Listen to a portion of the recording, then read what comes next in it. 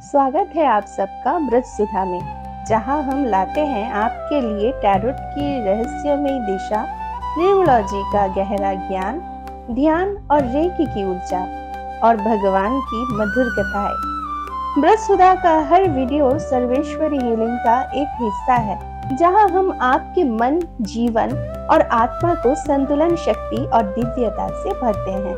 अगर आप अपनी जीवन यात्रा को सकारात्मकता, हीलिंग और ईश्वर की कृपा से संवारना चाहते हैं तो ब्रज सुधा और सर्वेश्वरी हीलिंग आपके साथ है। आइए आज हम सब श्री राधा रानी के एक बहुत प्यारी कथा सुनते हैं।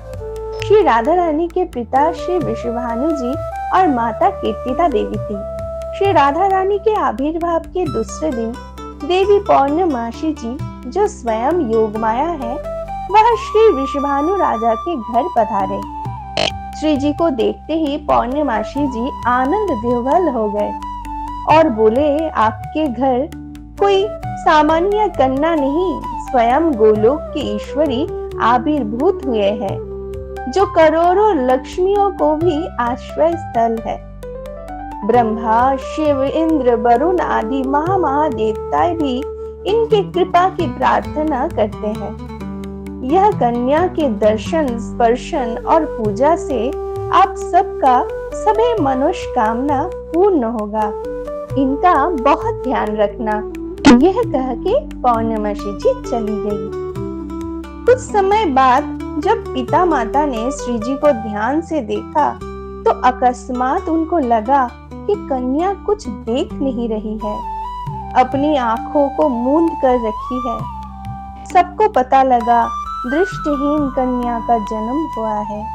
ऐसी त्रिभुवन मोहिनी रूपा कन्या को दृष्टिहीन देख पिता माता व्याकुल हो उठे और विलाप करने लगे। श्री राधा रानी के दिव्य रूप की ख्याति चारों ओर फैल गई। दूर दूर से सब कोई वृषभान बाबा के लाडली बेटी के दर्शन करने आने लगे। नंद महाराज और माता यशोदा भी आई।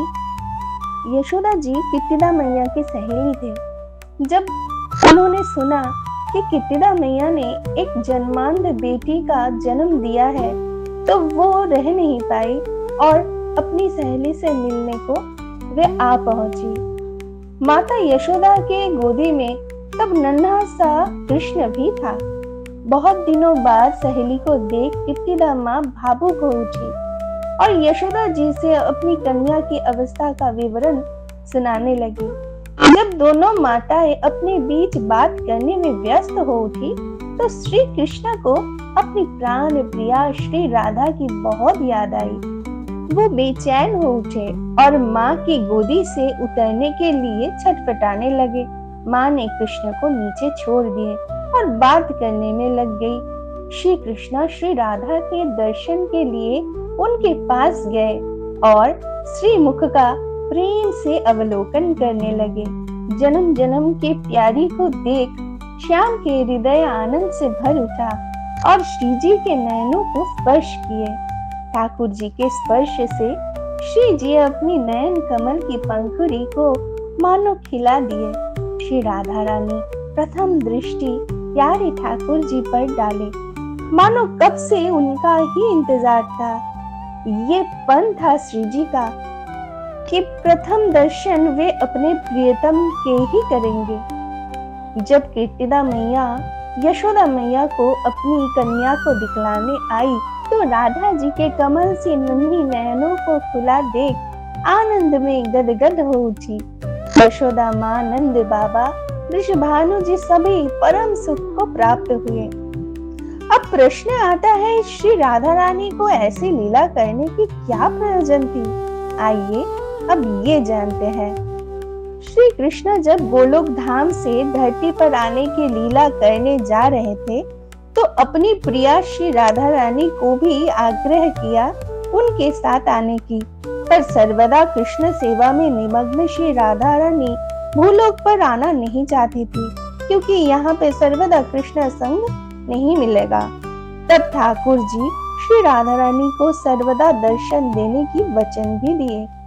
अब श्री राधा रानी भूलो खाकर प्रथम दर्शन अपने प्रियतम का ही करना चाहते थे।